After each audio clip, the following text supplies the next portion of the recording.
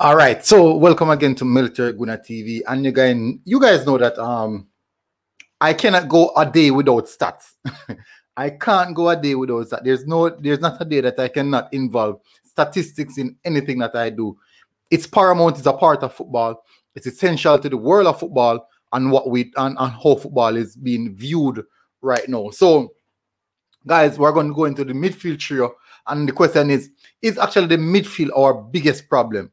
Is our midfield really the biggest problem? I would really love to know, because according to the stats that I'm seeing right here, stats don't normally match with the eye test. We all know that. But there's a factor in the eye test that we're not looking in. And that is what we're going to get into. So guys, remember, smash that like button. Subscribe to the channel if you have never hit that subscribe button before. Make sure that this is now the perfect opportunity and time for you to smash that like button. Now, let's get into the matter of the detail. So, the midfield trio. The Reggae Boyz midfield trio against the Suriname team. We had Big Hector, Micheal Hector, Bobby Reid himself, Danieljohnson. Now, if we should look into a lot of concept, I have here the heat map and also the statistics of each and every individual player, well, three of them, and how we're going to break down their individual moments of glory in the game. Now, there's a few things we should put into perspective. Suriname team, they came out in the second half, guns blazing. As you guys know, I already did a video talking about what Mr. Whitmore said in the card, and so the team forgotten to come out of the dressing room in the second half and just decided that they want to play in patches. But is it a sense in which it's actually, can we really lay this down onto the midfielders? Because let's look into football. If you have a midfielder, and his passing accuracy is 88%, his passing accuracy is 88%. 88%. Bear that in mind. Would you say, under high intense condition, would you say that that midfielder did not do anything good on the pitch on the day? No. Think about it. Are we really bashing? I won't say bashing. Are we going at these players too hard about the midfield play? Or is the case in which the system that is being deployed does not favor these type of midfielders? Could that be the case? Because since minute one of the game, we are talking about why the midfield so far apart? Why are the midfielders consistently chasing? There's a lot of whys.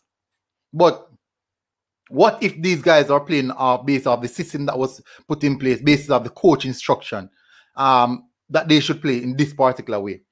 So that is what I'm going to break down, people. That is what I'm going to break down. I'm going to get into some of the stats in which most of you guys are here for. Now, let's start off with Bobby Reid. Now, Bobby Reid had a total of 41 touches throughout this game. 41 touches. He attempted 28 passes, completing 25 out of those 28 passes. He finished the game with an 89% passing accuracy. People, that is a lot. People, that passing accuracy is a lot. 89% passing accuracy. This guy, Bobby Reid, only misplaced 3 passes. Bobby Reid only misplaced 3 passes. Now, he attempted 1 long ball, and it was also completed at 100%. Now, let's move over to his partner, which is Danieljohnson. Well, I should have put up Danieljohnson. Let me move over to show you guys Bobby Reid passing map first. Heat map. That is Bobby Reid's heat map. You can see that he has a lot of touches all over the pitch, but he actually favors more so over to the right-hand side. You can see that he does a lot of work in the defensive third as well. Which I think that has a lot to do with in the second half when we're sitting back a bit deeper. Bobby Reid was doing a lot of the defensive work. Now, that, as you guys can see from the heat map, you can see the red patches all over the pitch, which means that he was very mobile. He was involved. He was getting himself involved in the game. He was trying to get things done. Now, let's move now back to Daniel Johnson. Daniel Johnson pass heat map is quite more dense than Bobby Reid. But let's look into Daniel Johnson's passing ratio. Now, Daniel Johnson completed the game with the highest passing ratio out of all the Reggae Boyz. He had 61 touches. He attempted 52 passes, completing 48 of those passes. Finishing the game with a 92 passing accuracy. He attempted 3 long balls with 2 completed. That's a 90% in long balls. He had one key pass in which was completed. One key pass in which was completed. And we all know that key pass. It was the assist. It was the assist. And he finished the game with the assist, people. Remember, no? So when I said that Daniel Johnson had a really good game, I'm telling the people, look at the stats right now. Now, if we should use the eye test and said, why is it that it didn't look as if he wasn't having a good game? I think that has to do with the system, how they deployed, how the players were deployed. These 92% passing accuracy, people, think about it, 48 passes at 100%. In advanced position as well. In advanced position as well. Now, let's move over now to the man. The big man. Micheal Hector. Or Micheal Hector. Now, Big Ek. Big Ek had 44 touches. Oh, and Daniel Johnson was actually one of the players with the highest touch. He had the highest amount of touches in joint highest amount of touches between, it was 3 players. Damian Lowe, Liam Moore, and Daniel Johnson. These are the 3 players who had very, very high touches in the game. So let's move over to the next player. Let's move to the next player, Big Ek. Big Ek, people. So this is a part of the game. Let me check. I'm checking something, people. I don't want to be wrong. Okay, so only one person had more touches. Only one person had more touches than Daniel Johnson, and that was Damian Lowe with 73%. With a 73%, with 73 touches. Daniel Johnson had 61. Now let's get back to Big Ek. No, Big Ek had 44 touches. He attempted 41 passes and completed 36 out of the 41 passes. He finished the game with an 88 passing accuracy. 88. He attempted 5 long balls and completed 4 of those at 90%. At 90%.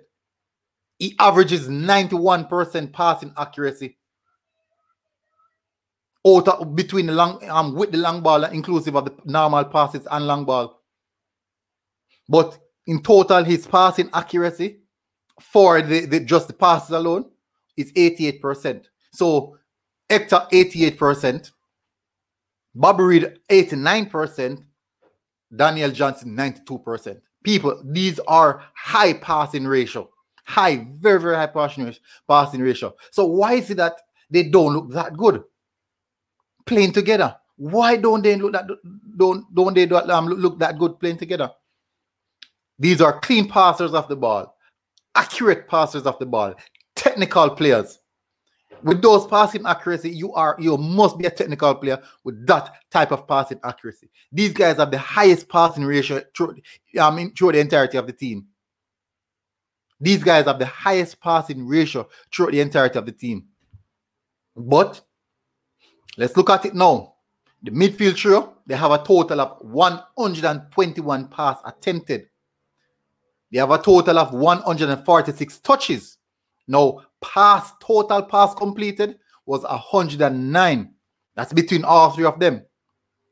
Passing accuracy, the trio finished the game. The midfield trio finished the game with a 90% passing accuracy. So, what is the problem? Why they don't look that good? It is not their technical ability. It is not their passing ability, because they have that on toast. They have that unlocked. No, we could say it's the defensive aspect of their game. No, Daniel Johnson made 2 interceptions, also 3 clearances. Hector also made 2 interceptions and 1 block. So, what is the problem? No, this might go beyond what the stats are telling. Now, let's get to the eye test now, because eye test is telling us that they didn't look good together. What went wrong? Could it be that how they were deployed could be the problem?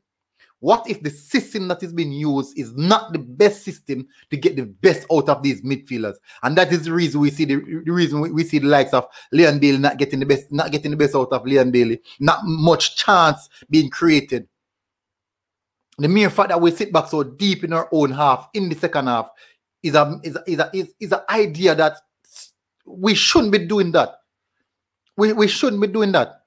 We cannot have these technical players and sitting back so deep. But people, tell me what you think about these people. I love stats. I know most people don't even care about stats, but I love stats. Guys, tell me what you think about it. Passing accuracy. The midfield throw finished the game with a 90% passing accuracy. 90% passing accuracy. Is this midfield throw the problem, or is it just them not applying what the coach wants, or it could be the instructions that they're just not registering the instructions? But people, massive respect. Thank you very much for tuning in. This has been a good one. Have been here a long while now, lamenting and making noise, not making any sense to most people, I would assume. But big up, people. Thank you for enjoying the show. Military Guna TV.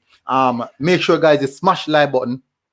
Ensure you smash the like button and subscribe, people. Subscribe. It can't be a case that most of the times, most of my views are coming from viewers and not subscribers. People, let's get the subscriber mark up. We're heading to 5,000. Massive respect. Come and join, people. Great content all the time. Regular content. Military Guna TV, people. And I am